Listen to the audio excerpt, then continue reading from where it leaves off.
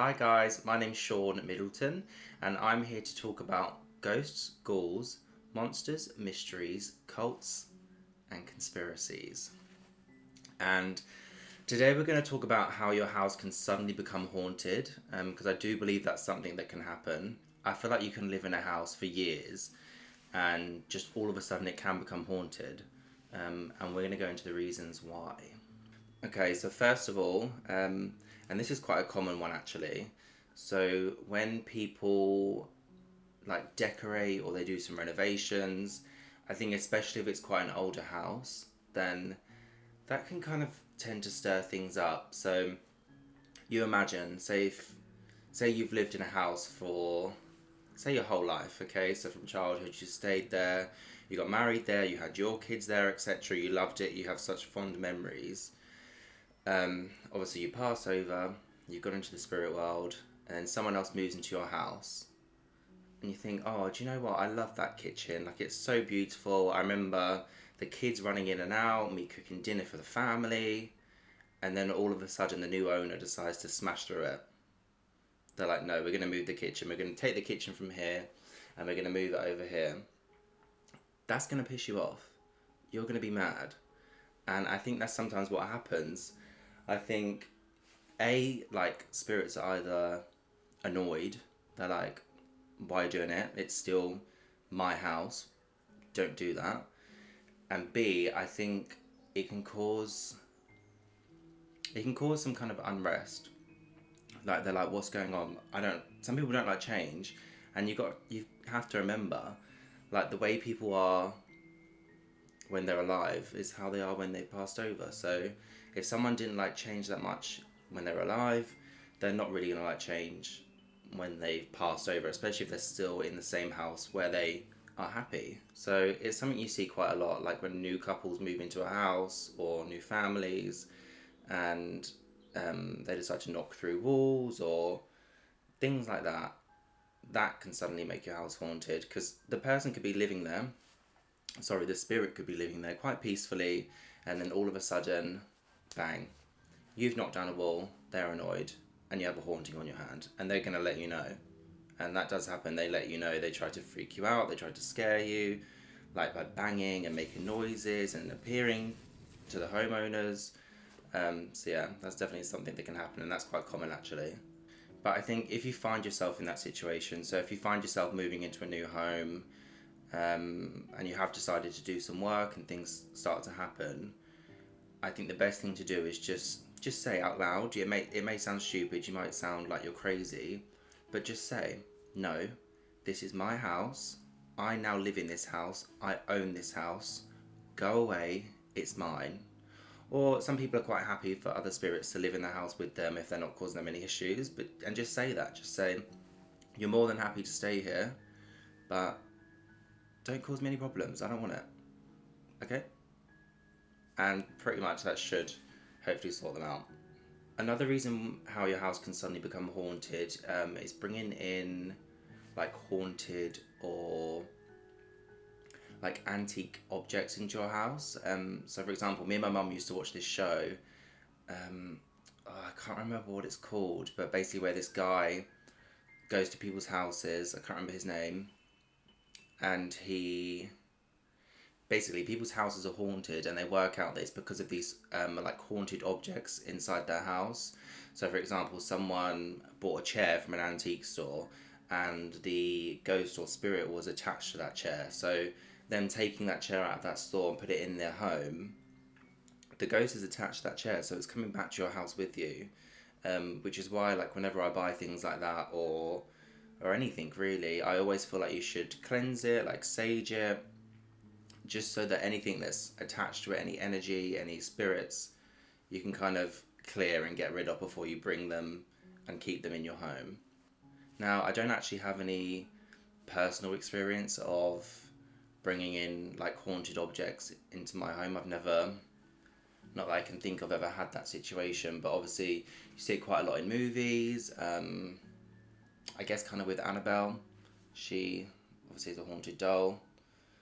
And also quite a lot in like the paranormal like reconstruction shows, you know, like when they do like the dramatic reconstructions, like there's quite a lot of those stories on there where somebody's got like a hair clip from an antique store, or like a chair, or a bed, or a doll. Normally it's a creepy doll, right? There's always creepy dolls that are haunted. Like I feel like in every country there's a haunted doll, like Robert, Annabelle, all of them. But no, for me, I've never had any personal experience, but I would recommend just saging them, cleansing them. Um, yeah, if all else fails, maybe just give it back, or just call a psychic. They'll be able to help you. Okay, so the next one's a bit weird, but again, I do believe it is something that can happen, and this is from my own personal experience as well. Um, Black magic, or any kind of like summoning of spirits, demons, or anything like that, can obviously cause like hauntings, attachments, and things like that. And it doesn't, obviously, if you're doing it inside your own house, you're gonna make your house have entities and everything like that, but it doesn't even necessarily have to be in your own house. So, for example, when I lived with my mum and my stepdad, lots of crazy things happened in that house, lots of different things, which I'm going to do some videos on in the future. But um, so lots of things were happening, and we decided to call a psychic in. I don't know whether we had seen him before, maybe we'd had a reading with him, but then we decided to call him in and like cleanse the house and just kind of see what's going on. And he told us that basically where the house was, so it's coming down the street, and the house was here, and then there's like a road that goes down the side of the house. So back in the day, where the road would come down, so now there's a road and then the houses continue after. But back in the day, there wasn't anything after our house. So it was the last house, and then it was just woodland. There was nothing else there. So he said, what's happening is spirits are coming in, they're coming down the road, and obviously our house was the last house at the end of the street, so they're not going anywhere further, because for them there's nothing further. For them it's just woodland, there's no other places, so they're stopping in our house. And I'm like, great, so we've got a ghost hotel. But yeah, and he basically said that somebody on the estate are causing these spirits to be summoned. They're doing like, and I know it's like so far out there, I'm not sure about like black magic and stuff, but he said that basically somebody on the estate is doing some like black magic, some summoning, and not necessarily meaning to send spirits or harmful entities our way, but because there was nothing else at the end of the street, they're just staying in our house. They're coming down and they're staying in our house. He said, I can't tell you where they're coming from. I can't like pinpoint who's like summoning these or doing these things, but they are coming down the street and they're staying in your house. So obviously that caused a lot of issues, and he like closed portals and told me to get rid of a mirror that I had and stuff. But I can talk to you more about that in another video when I do another video about that. But yeah, so basically, don't do black magic, okay? Don't summon demons. Don't do any of that if you don't want your house haunted, or if you don't want your neighbour's house haunted, okay? Okay, and again, so the next reason, obviously is a little bit weird. I think they're all obviously a bit weird, especially if you don't believe in this kind of thing. But so obviously I don't know what happens when you die. I'm not dead, or am I?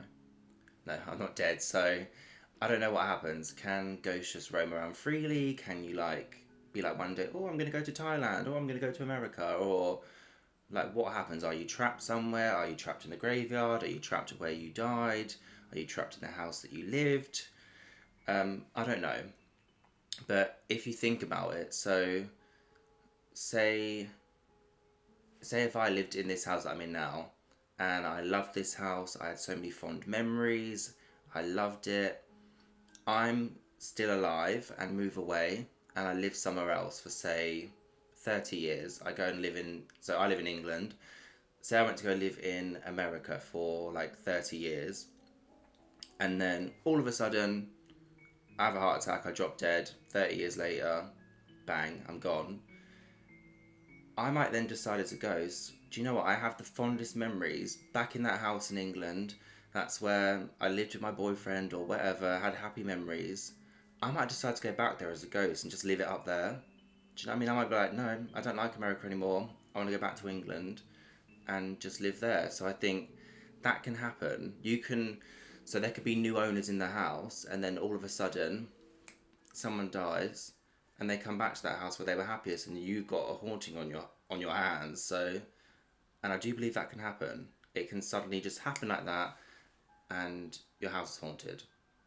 And kind of on a similar note to that, you could, so somebody could be living in a house for years and years, never experience anything, whether it's because they're not open to it or everything's just peaceful and calm. There's no need for spirits to show themselves or to make themselves known. They could live there for years and just not know anything.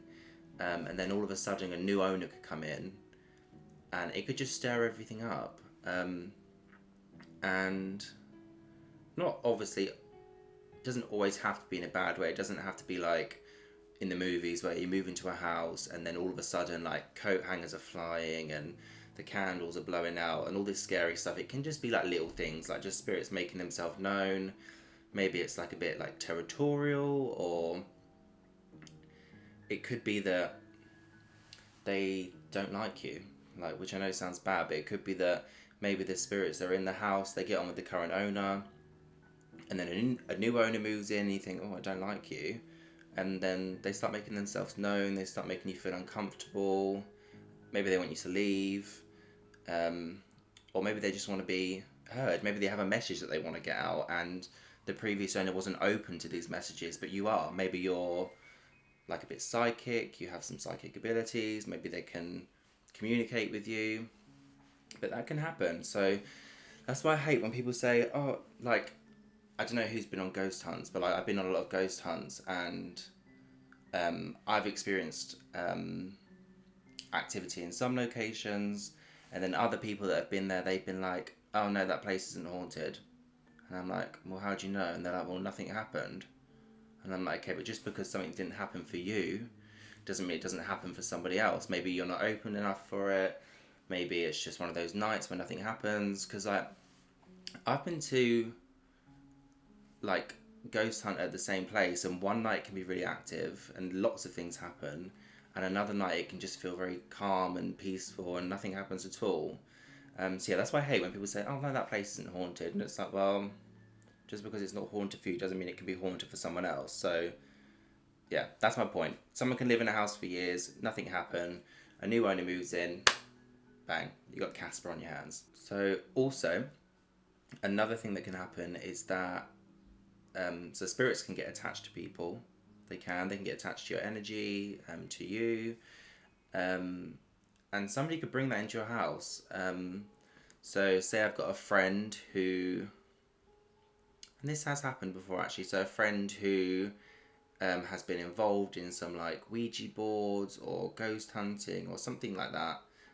Could be anything. It can be just walking down the street, to be honest, and a spirit can get attached to you. But they've been involved in that, and a spirit has attached themselves to that person. They've then come to my house, and the spirit has followed them to my house, and then stayed there. So that can happen.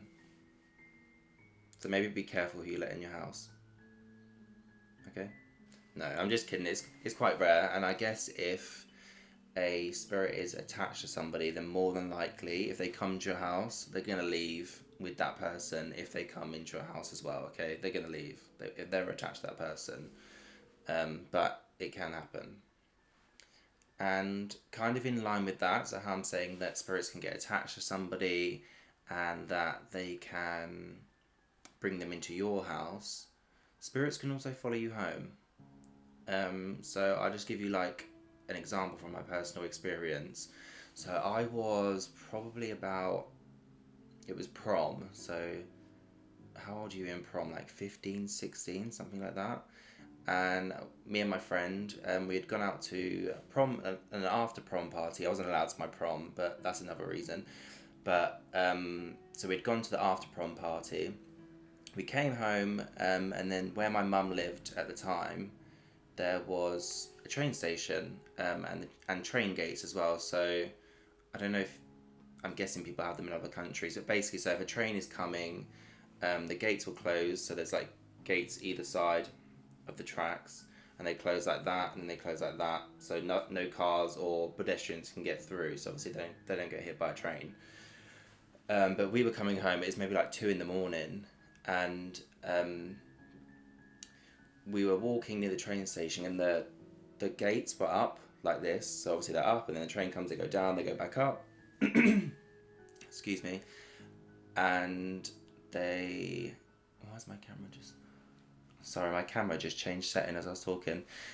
So the train gates were up like that, and we went to go and walk near them, and then all of a sudden, one of the train gates, it was as if something or someone like grabbed the train gate, pulled it down, and let it go, and it like flung back and was like banging against like the railing kind of thing, and it was like banging, and me and my friend were like, "What was that?" Like we both turned around like, "What the was that?" So we started running, but actually before that, we were walking home, and there's an area where there's like a massive field, and then a church at the top of the road, and we just heard this like really weird sound. It was kind of like it was like a tractor that was like going through. It's not a wood, but like a big bunch of trees, and it was kind of like it sounded like it was like knocking them down. And this is like 2 in the morning, and me and my friend, like we were so scared. Honestly, we were drunk as well. Sorry, my camera just keeps changing the setting. But yeah, so we were so drunk as well, and so we went all the way around the long way. We didn't go through the field. We was that scared. We came all the way back and went all the way around. And obviously the situation happened at the train station where someone had pulled the barrier and then let it go. So we got home. We didn't think anything of it. And then, as normal at my mum's house, things were happening spiritually. And so the psychic that I mentioned earlier that had come over and cleansed the house and told me to get rid of my mirror and things like that, he actually said to me, he said, "Do you know what?" He said, "There's people at the train station." He said, "There's 3 boys." He didn't tell me any names or anything, but he was like, "There's 3 boys, and they followed you home from the train station." And automatically I thought back to that moment of walking past and somebody grabbing the barrier and letting it go. It was kind of like it was trying to scare us. And I thought, oh, I wonder if that was from then. Like they followed me home from that situation. And he said, yeah, they followed you home. And for some reason they were like in the dining room, just like staying in the dining room. And he said one of them really likes you, like really is like really friendly with you, really thinks you're like friendly. And he kind of said like, oh, like you're a light to these people. They are attracted to you, and they not like attracted physically, but like attracted like as a person, as a vibe, like they're attracted. And they followed you. So it just goes to show you can literally be walking, like me and my friend were just walking home drunk, and then these spirits have followed me home. And actually it's weird because we were in the dining room and we were like talking about it and stuff like that, and then all of a sudden all I heard was Sean, and like we all like looked at each other. It was me, my mum, and the psychic, and we were like, "Did you hear that?" And you know, like if someone calls your name, you recognise that voice. Like if it's my boyfriend that calls my name, I'll recognise that it's his voice or my mum's voice or whoever. It wasn't a voice that I recognised, and we were like, "What the hell? That's so weird." But then even weirder, so I was like 15, 16 then, and then years later, I got a job at a hospital, and my friend at the hospital said, "Oh, I've got a friend that lives near you. She lives near the train station." And I said, "Oh, okay." So I lived on one side of the train station, and then her friend lived on the other side of the train station. So probably like from my house to their house, maybe like a 5-10 minute walk, okay?